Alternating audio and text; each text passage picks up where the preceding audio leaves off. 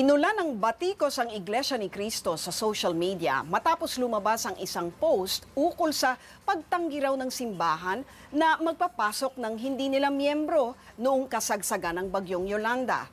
Pero napag-alaman ng News 5 na peke pala ang ginamit na account sa pag-post nito at ngayon inuulan na raw ng death threats ang tunay na may-ari ng social media account.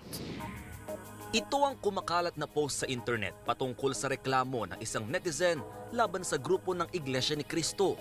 Sa kasagsagan ng bagyong Yolanda, namimili raw di umano ng mga taong patutuluyin ang naturang simbahan.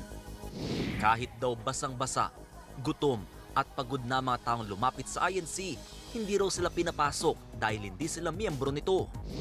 Bumuhos naman ang iba't ibang komento ng netizens tungkol dito. May nagsasabing mali raw ang aksyong ito ng INC. Isa na ang Twitter account na ito. Ipinakita rito ang isang post kung saan nanatiling nakatayo sa gitna ng mga guho ang simbahan ng INC sa Tacloban. Sinasabi rin sa isang post dito na tanging mga taga-iglesia lang daw mahal ng Diyos. Pero ang naturang Twitter account, poser o peke lang pala. Lumapit sa News 5 ang tunay na may-ari ng account na si Reggie Orpiada na isa palang Katoliko. Kwento niya, mula nang kumalat sa internet ang nasabing post, marami ng tao ang nagalit sa kanya. Ang dami ko pong bangta na natatanggap kasi sasabuyan daw po ako ng asido.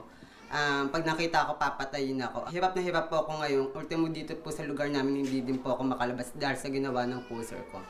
Wala naman daw siyang maalalang nakaaway na pwedeng gumawa nito. Pinag-away niya yung dalawang religion, Catholic and INC.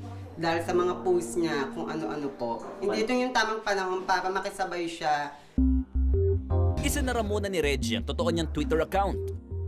Nagpadala naman ng official statement si INC Minister Brother Jose Ventilacion sa TV5. Dito ay dinepensa niyang INC at sinabing walang katotohanan ang lahat ng mga naglabas ang balita.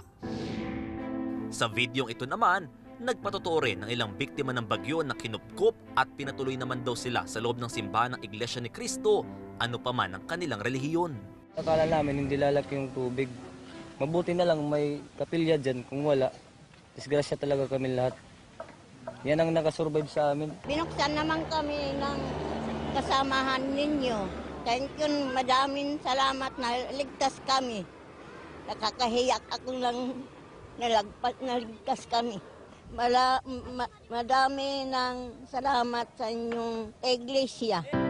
Sa uli, hiling lang ng mga religious group na magtulungan na lamang dahil ano pa man ang paniniwala ng bawat isa, kapwa Pilipino pa rin ang mga nasalanta at makababangon lamang ang bawat isa kung magbabayanihan. Ako po si Mon Gualvez, nag-uulat para sa Reaksyon. Be sure to come back. News 5 everywhere. Copyright 2013.